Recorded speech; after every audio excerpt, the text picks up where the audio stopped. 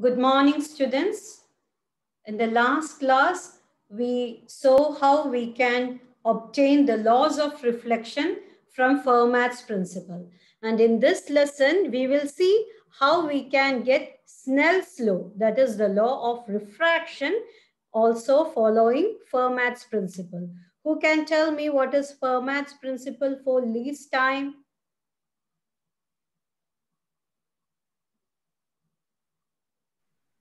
dt by Yeah, equal to 0. you are right, but can you tell the statement? The statement of Fermat's principle of least time and Fermat's principle for extremum path.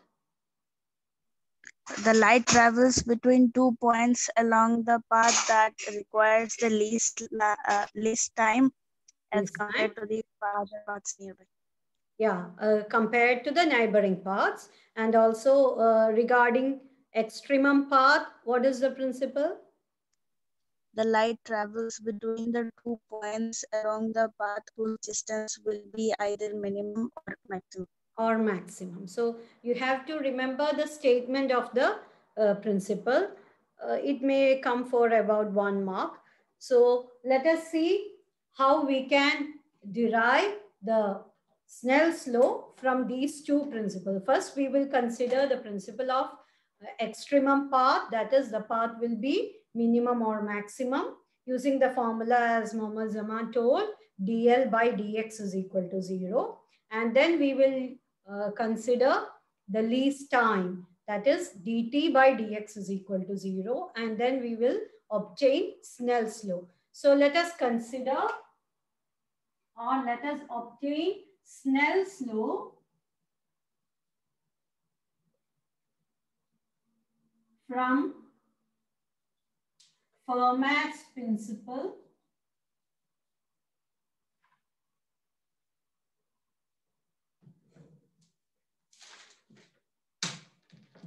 for Fermat's principle of extremum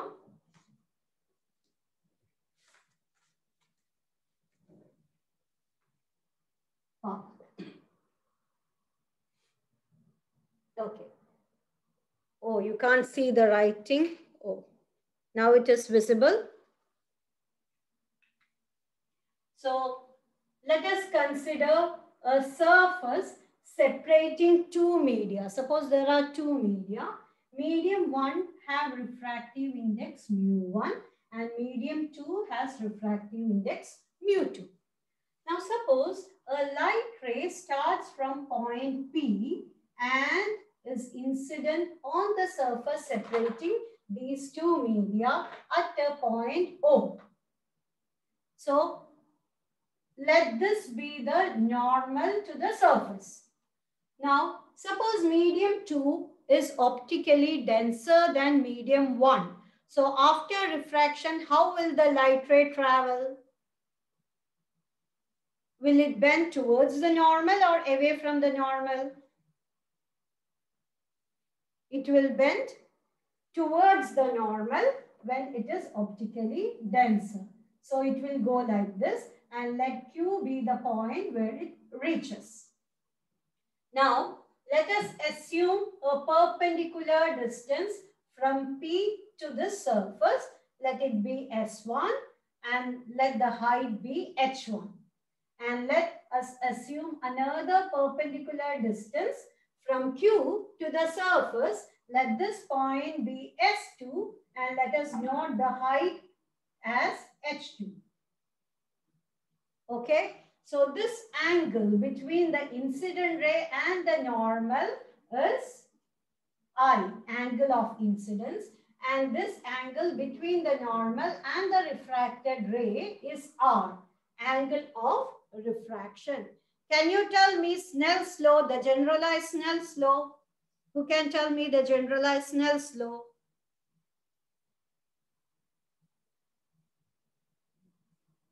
What is generalized Snell's law?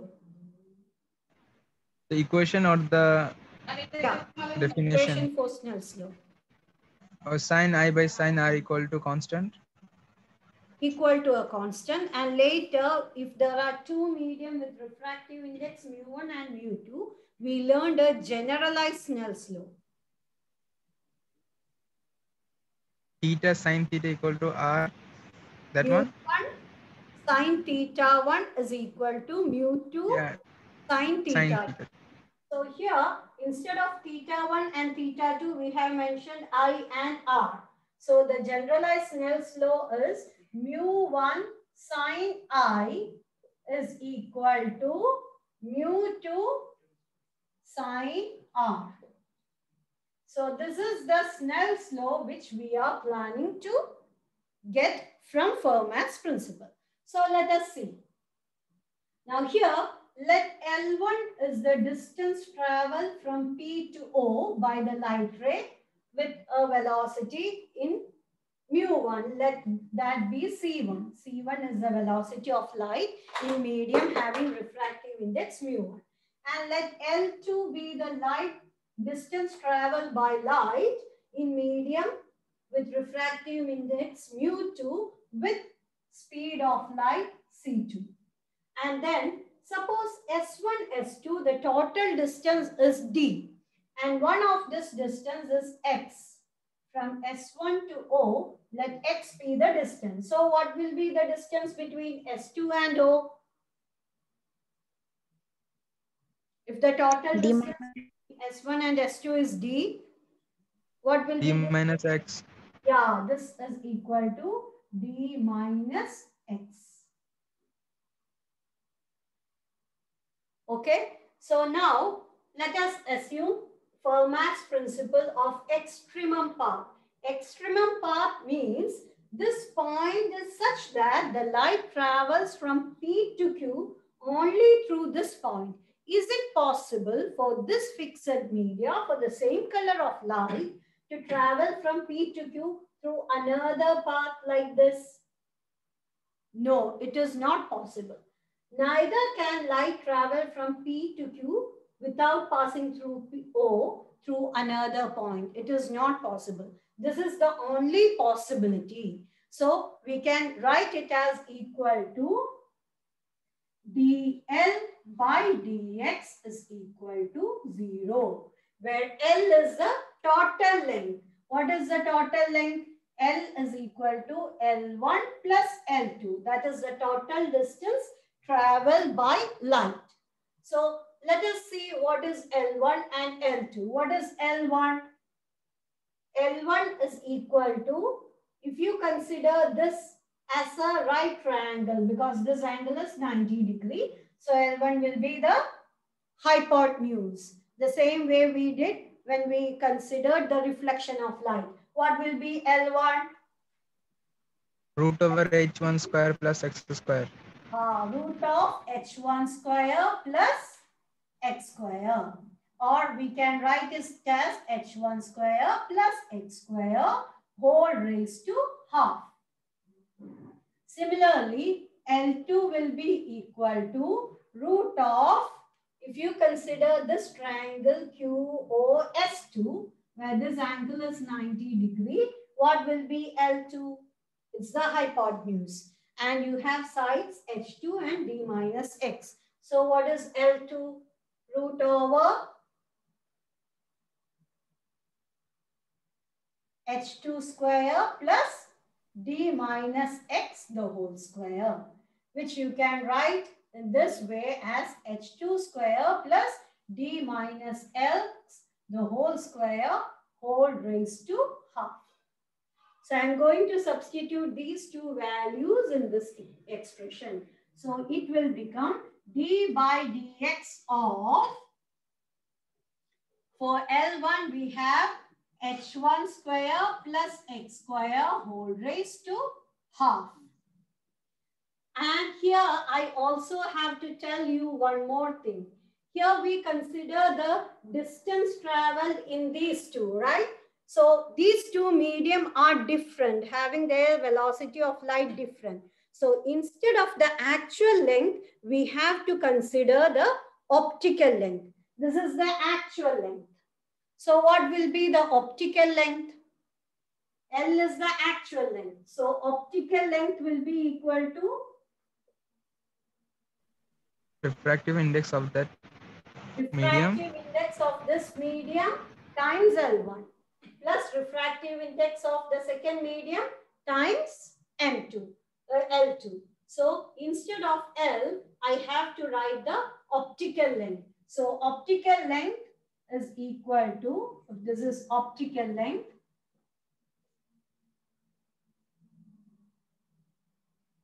L will be equal to mu1 into L1, mu1 into L1 plus mu2 into L2.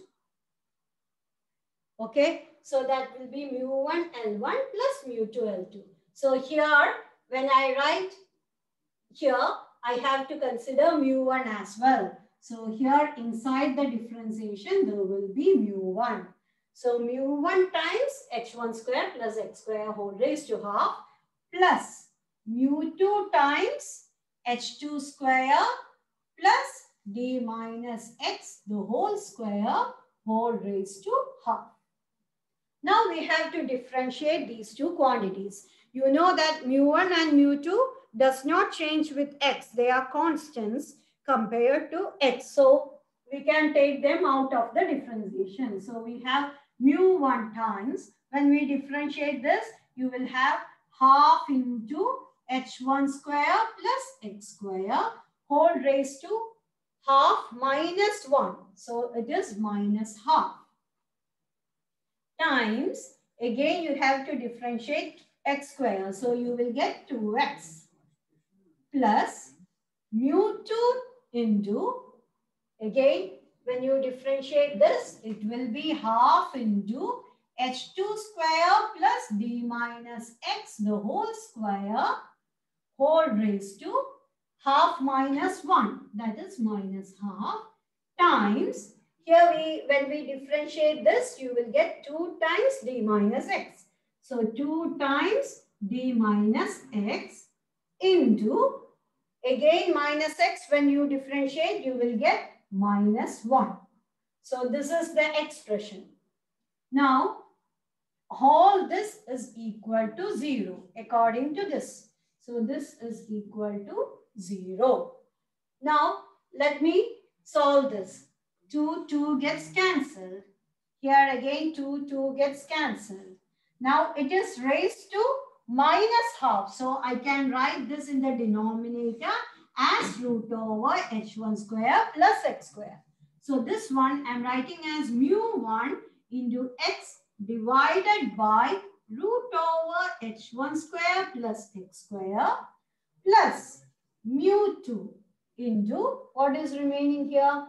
There is a minus sign, so this plus will become minus into d minus x divided by root over h2 square plus d minus x the whole square. Is this clear to you so far? Yes, teacher, clear. Okay. Now, here, this is equal to 0. So, we can write root over h1 square plus x square as L1 and root over h2 square plus d minus x whole square as L2. So, I am writing that. So, this will become mu1 x by L1 minus mu2 d minus x by L2 is equal to 0. Or if I take this term to the other side, this will become equal to mu1 x by L1 is equal to mu2 d minus x divided by L2. Now looking into this figure, again we have PS1 is parallel to NO. So these two parallel lines are cut by one line L1.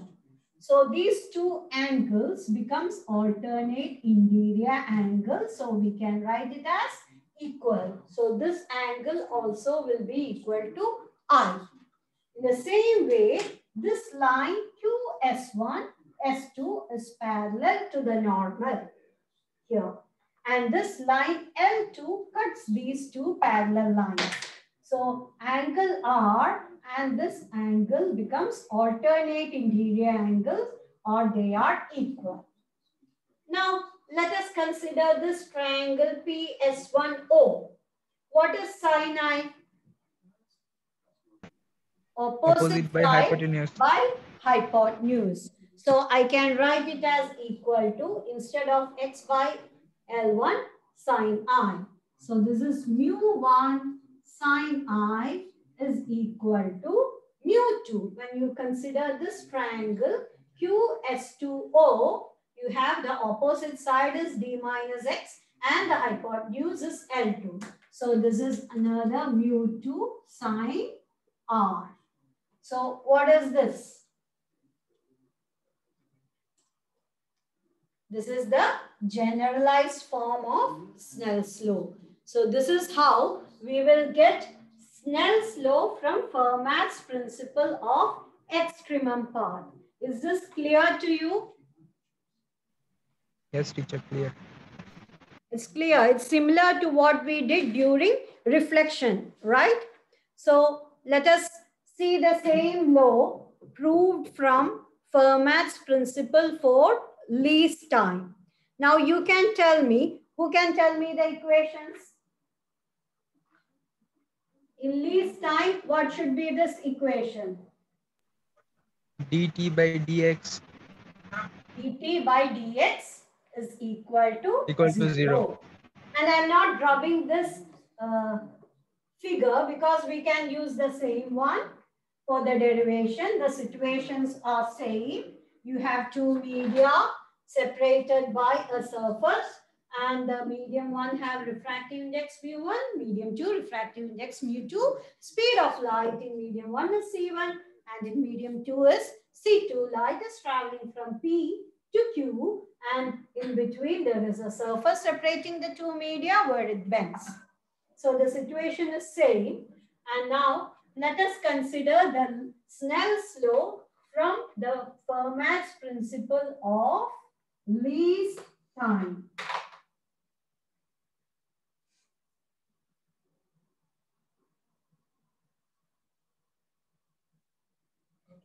So here, when you consider least time, dt by dx should be equal to 0.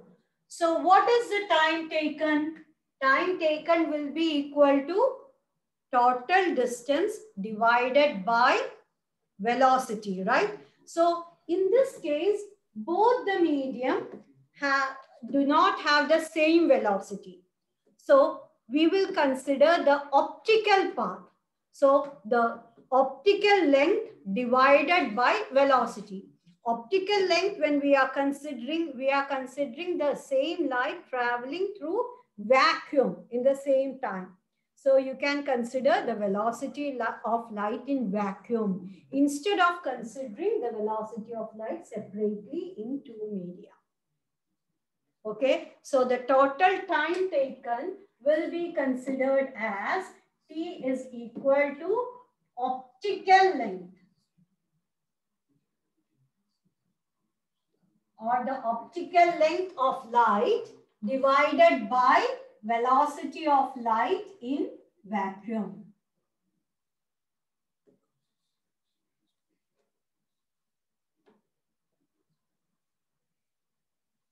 Otherwise, we will have to consider two different velocities. Is this clear to you why we use the optical length? So can you repeat that part? Velocity of vacuum, right? Velocity of light in vacuum. What is meant by optical path? The least length, No. right? What is optical path? And the length in vacuum. Yeah, if light is traveling in a particular medium, the equivalent distance it would have traveled in vacuum is called the optical length. Here we have two different media.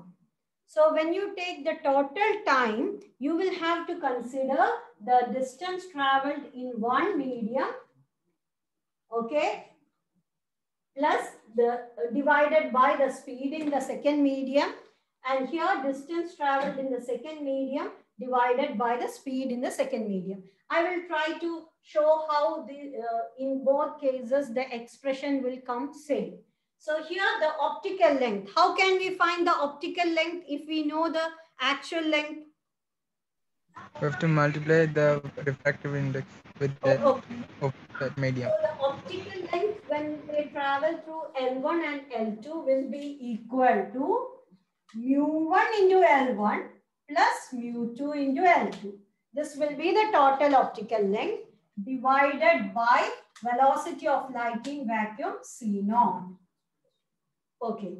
This is the expression we got when we considered optical length by velocity of light in vacuum, right? Now I will come up with the same expression if I consider the total time as equal to the total distance L1 divided by C1 plus L2 divided by C2.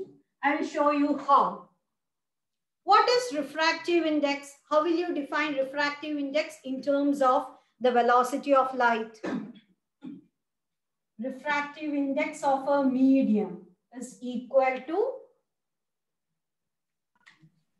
Velocity light of a medium divided by velocity of the light in vacuum. The other way around. It's the other way around. Velocity of light in vacuum. Vacuum divided by velocity of light in medium. The medium. Yeah. And mu2 is equal to velocity of light in vacuum divided by velocity of light in the medium. Right? So here, from here, I can write C1 as equal to C0 by mu1. And I can write C2 as equal to C0 by mu2, right? C1 is equal to, I have taken C1 here, mu1 back. C2 here, mu2 down. Okay. Now, let me substitute those C1 and C2 here. So, this is equal to L1 divided by C0 into mu1 plus L2 divided by C0 into mu2. Okay. Here, 1 by C0. C0, the denominator is same. So, I can write the total time as equal to mu1 L1 plus mu2 L2 divided by C0. Then we get the same expression. Is that clear? Yes. Yes, teacher, got it. So, if we take the total of time as optical length by velocity of light in vacuum, or if you take T is equal to distance by velocity in each of the medium and add and do this way, you will end up with the same expression. In your textbook, they have used this expression. That's why I started off with this. But it's up to you whether you use this method or this method. Both is right. Okay. So here you will have to remember these equations as well. That's why I am limiting to this one. But this is an explanation of how you will end up in both cases with the same equation. So this is the time. And why we are expressing in terms of mu1 and mu2? Because we want it in the final expression. Because this is the equation we are going to prove. So we want mu1 and mu2 in the final expression. So let us take time as this, and we know from our previous derivation that L1 will be equal to root over h1 square plus x square, and L2 is equal to root over h2 square plus d minus x the whole square. So I'm substituting all these values, then I will get dt by dx is equal to 0 as d by dx of, instead of t, I'm going to put this. So C naught is with this expression and also with this expression. So I will write here 1 by C naught mu1 into L1, right? So if instead of L1, I'm writing H1 square plus X square. And C naught is with this term as well. So plus 1 by C naught mu2 is there. Instead of L2, I'm writing H2 square plus D minus X the whole square. Okay, is this clear to you? This is equal to 0. So I have written dt by dx is equal to 0 as this. Is this clear to you how I wrote this expression? Yes, teacher, clear. Okay, so now let us differentiate. C naught and mu1 are constants. They do not change with x. So they have nothing to do with the differentiation. They will remain as such. So we have 1 by C naught times mu1 into, oh, I forgot to write raised to half. Here also raised to half. So here times half into h1 square plus x square whole raised to half minus 1, it's minus half, times, again differentiating this 2x, plus 1 by C naught into mu2 times, when you differentiate this, into half into h2 square plus d minus x the whole square whole raised to minus half, times, when you differentiate what is inside the brackets, you will get 2 times d minus x. Again, when you differentiate d minus x, you will get into minus 1 is equal to 0. So 2 gets cancelled here. And I can write this in the denominator as root over h1 square plus x square. So this is 1 by C naught mu1 x divided by root over h1 square plus x square minus, because there is a into minus 1 here. So minus 1 by C naught mu2. 2 gets cancelled here. And this can go to the denominator as root over h2 square plus d minus x the whole square. So d minus x divided by root over h2 square plus d minus x the whole square equal to 0. Again, I can write h1 square plus x square as L1 and h2 square plus d minus x the whole square as L2. So I can write this as 1 by C naught mu1 x by L1 minus 1 by C naught mu2 d minus x by L2 is equal to 0. So I'm going a little fast because we did the same thing before also. Is this clear to you? If there is any doubt, please Yes, stop teacher, me. it's okay. It's okay. It's okay. So I'm going to take this term to the other side. So it is 1 by C naught mu1 x by L1 is equal to 1 by C naught mu2 d minus x by L2. So 1 by C naught is common on both sides. So I can cancel them. Again noting that x by L1 opposite side by hypotenuse is sin I. Again noting that d minus x by L2 opposite side by hypotenuse will be sin R. So I can write this as equal to mu1 sin I is equal to mu2 sin R. So again we got the generalized Snell's law from Fermat's principle of least time. Is this clear to you? Yes, teacher, clear. So what we have done now is we have derived the generalized Snell's law both from Fermat's principle for extremum path and also from Fermat's principle of least time. So that's all I would like to teach in this class.